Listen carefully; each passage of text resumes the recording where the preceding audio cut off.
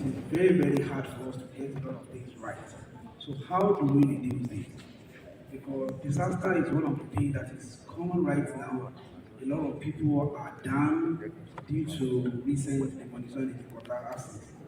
Now, every developer should pass through government. After making the necessary application, are we going back to check what they are doing? As a developer, a lot of developers are giving approval to build 8 floor and they end up building 10 floor. After they are calculating everything that the bank that gave me money is charging me 30%. How much am I going to make? So probably we are going to come in a way that the money we are actually developer produce in order for us not to go extra mile beyond the level given to us in order to develop.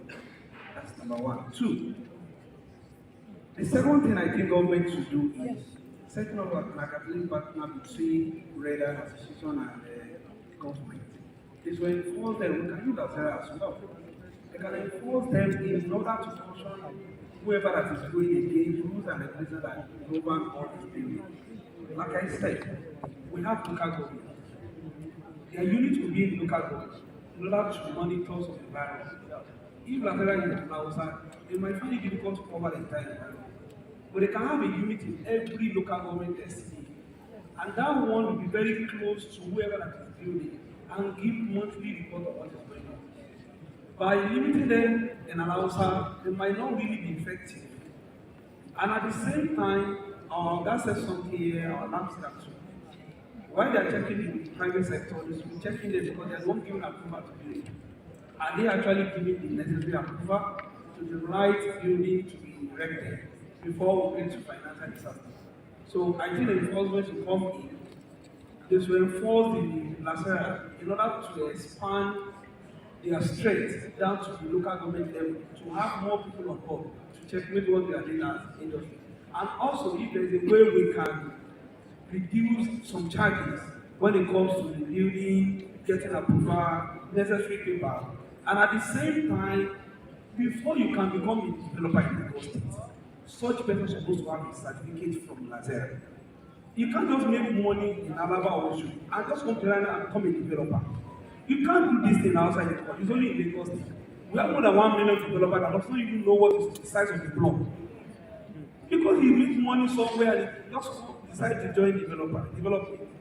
That shouldn't even be allowed. Lagos State can partner with Lagos Business School, Loan Business School. If you want to become a developer in Lagos State, go through these courses for 3 months. Bring your certificate. It's one of the criteria. Because you give you another certificate. How you can comment your business. Thank you very much, Dr. Hamid. I know everyone. Let's go round and then we'll come back again for you to hammer home your point. I'm going to quickly move to Dr. Afolabi. You know, just following the conversation that Dr. Hamid has talked about. You know, how you think that we can. I mean, I'm talking more around executing and ensuring that we mitigate this. Thank you. Thank you very much. Dr. Hamid, you said it all. And I want to thank the first panel that spoke. Honorable Shino is part of us and he spoke very well on behalf of our whole constituency. I'm happy to be here this afternoon. Why? Because I was part of the Redor business. The Redor, they are here. The Redors that build houses in Lagos State. If you say you have not met me and you don't know me, that means you have not crossed the T's and dot the I's. I happen to be the former general manager, Lagos State Material Testing Laboratory. And if you say you have not met me, that means you have not done the needful, hard penitential to what you should have done as a return. And I will tell you, how do we reduce financial loss? Very simple. If you get a land, what are you supposed to do? Somebody said it, you search. Is the land authentic? Is it meant for the purpose which you want to use it for? Go to Ministry of Land Services. They will tell you we have a master plan. But where you go and purchase a land and your desire to pay, that land is not meant for such. But a day will come when government will open their books and they will ask you, who gave you the permission to go and build there? You've taken a very wrong step. Secondly, before commencing on building, for crying out loud, you must do soil test. How many of us have gone that way to do soil testing? The soil test will tell you which type of flaws that your building can go. Material testing laboratory, as I talk to you, has one of the best equipment in Lagos State. If you go to them, they will satisfy your land. They will bring their equipment, take various soil samples at various levels, automated, and they will tell you which type of floor you can go. But many of us don't go this route. Thirdly, before you put a block on your site, your sand, your cement, your steel, all those materials that are needed for construction, you must go and test them. Go and test your steel. Go and test their strength. Material testing has a very big, robust steel testing equipment in Lagos State, and if not in Nigeria, has time to be corrected. And I think somebody is looking at me as I talk. When he joined the realtors, you know what he did? Eczema. He came to me. He said, Dr. Afolabi, he said, I don't want to go the way others have advised me on what to do. I said, don't worry. I asked him to come to my place, and I showed him around. When he saw our steel machine department, he bowed. Side we are using, and that is the Eczema group of company, Mr. Hakim Oguniran. And we go to his site, we do everything. So you see, if you follow all these things, financial crisis in real estate might not happen, disaster might not happen. But I want to ask, I don't know if we have the representative of LAPCA here, representative of LAPA, the representative of material testing. They should be part of this group. Yes. If they are not here, please, AC, please, someone them to come to this place tomorrow. They should be part of this people. And that is what you are saying, perfect partnership. So please, realtors, the builders, our senator has said it all. You have contributed immensely to Lagos State. All what you have done, we are saying it. We have seen it. I will still be saying it. But please, for crying out loud, follow the rules. Follow what you are expected to do. At our side, there will always be compromise. And if you don't compromise with them, you are saving yourself. If you compromise with any government official by not doing what you should do, the end result will come back to you, and that is where we start talking about financial. Thank you very much. Thank you very much. I think that was very instructive, and the fact that you really also have agencies and departments who are willing to work with the private sector. I'll move over to you, Honorable Ayodeji Joseph. It's interesting that LSTBC has been in this business for decades, right? I think you have been able to avoid some significant levels of disaster. I don't know what the financial disaster may be, but in terms of how you have helped or how the agency is averting disasters, mitigating it, and ensuring that there's continuous development for real estate? Well, thank you very much. LSDPC is not just about money. We are about providing housing to the people. And when you talk about PPP, it's about the public and private. The private for profit, us, the government side to provide. And we try not to compromise. There is a particular project that we're doing somewhere in Nigeria. The contractors are saying they want to go as high as a particular level. And we are telling them, no, we're not going to do it if you don't go higher. That is another type of disaster. Because if they go ahead, and after some years now, they have a lot of flood, and they will need to, instead of the value of the land, of the property, increasing, people will keep living. So we said no. So those are ways in which you can avert disasters. PPP is partnership. The private sector should not look at us as competitors or like we don't like them. Maybe when they feel we stress them over approvals. No. Like Mr. Lusodo said, we want to ensure everything is in order before we allow them to go to site. Have you ever heard of the collapse of any building from a government agency? You hardly. So why is it that way? So our private sector people too should cool down.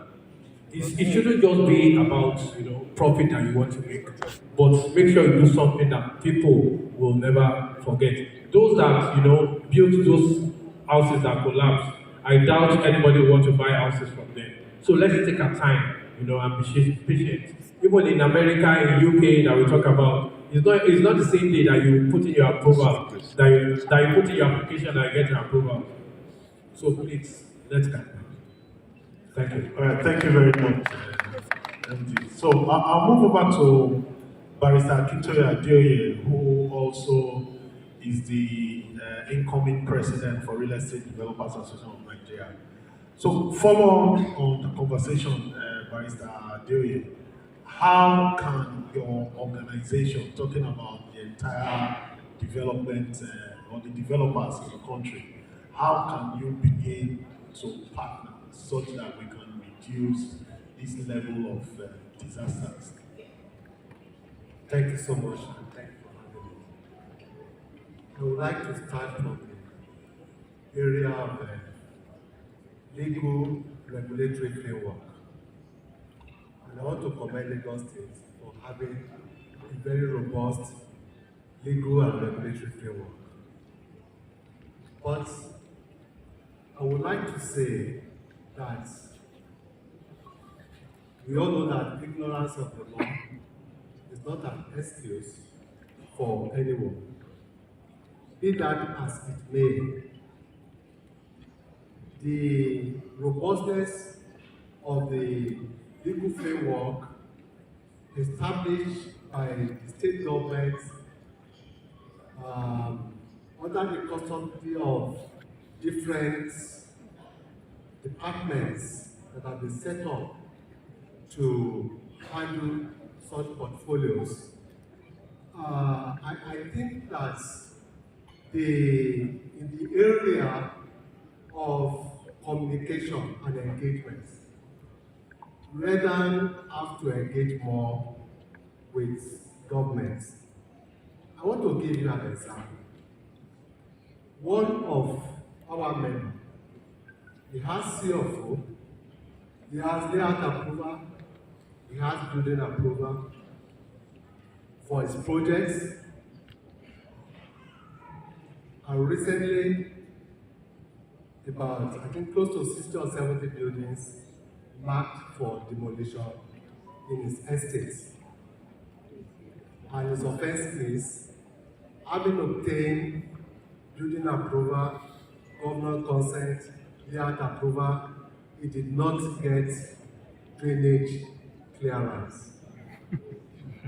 And the question is this: if I obtain my building approval, layout approval, and you are saying that I have not obtained drainage clearance, I thought it could be assumed that before the issuance of building approval, layout approval, at one point in the chain, this document could have gone within the government itself, government system itself, for drainage clearance, instead of the developer spending money on obtaining building approval, layout approval, doing governance consent, and at the end of the day, is being penalized for not obtaining the drainage clearance. So, in moving forward, we need to improve on engagements with the developers. We all know too that we have some sharp practices in the industry, and you cannot shy away from collaboration. And some of our members are also stubborn, because even when you mark their duty and say stop work, they are not stopping construction. When you now look at everything together, I think that who suffers some of this is harm? The consumers. And if the developer value is bound to be affected, but what about the off-takers, the consumers? How are we protecting them? What are we doing to ameliorate their risk? And I think that would be another subject for discussion. But for PPP, as it were, I think that is the way to go. And collaboration has to continue to. I read 2 days ago, Ezinamo and NSDPC. And the money I'm going to use to buy that land, I may use it for development. If government is going to partner with me, then we have to do it right. Thank you very much, Mr. Very, very instructive. I'll move quickly to Rotimi. So in terms of all of the conversations, and from your own standpoint of view and from your experience,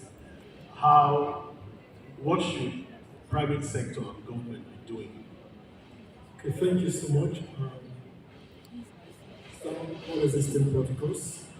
Just like every other developer in Lagos State, I stumbled into real estate because that was my major. And I think I started from my mentor, Dr. Tosin Olatijoye, the MD of Zimos Homes, who brought me into real estate. But I don't know anything about real estate.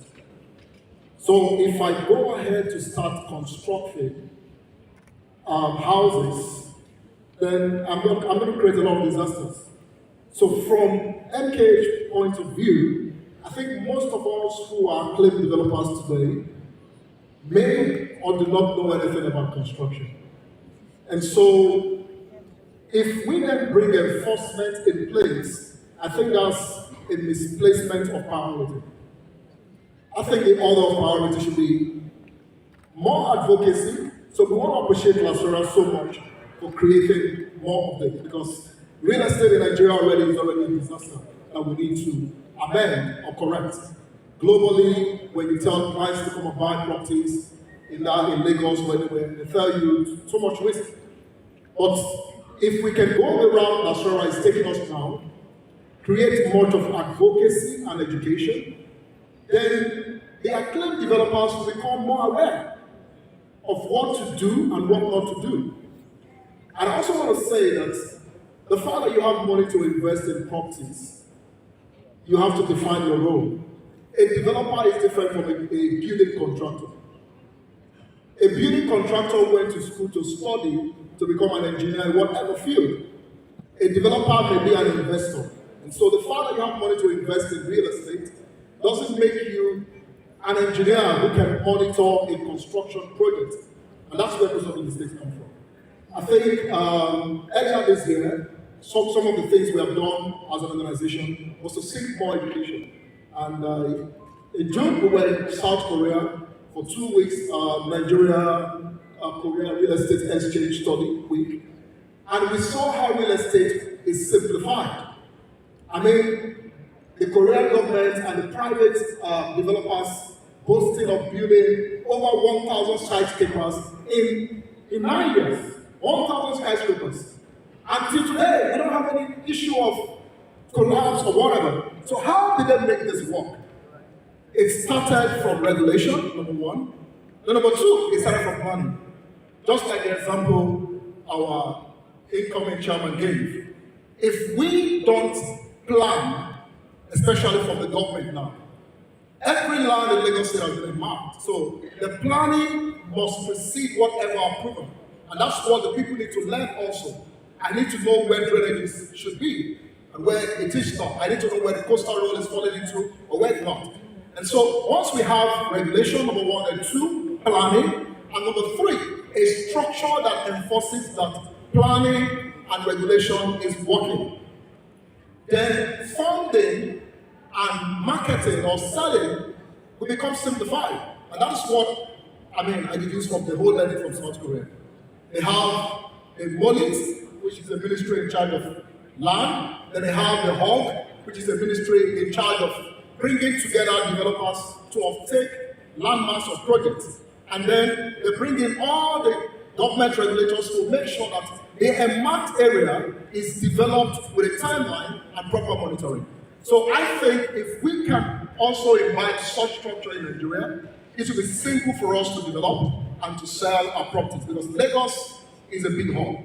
I want to say lastly that I want to think that the worth of real estate assets in Lagos State is more than what CBN has in its vote presently right now. And so if we are joking with that, that means we are not serious as a people. Because the asset here is transgenerational and must be planned for us to maintain and create wealth out of it. Thank you. Thank you very much, Mr. Ali.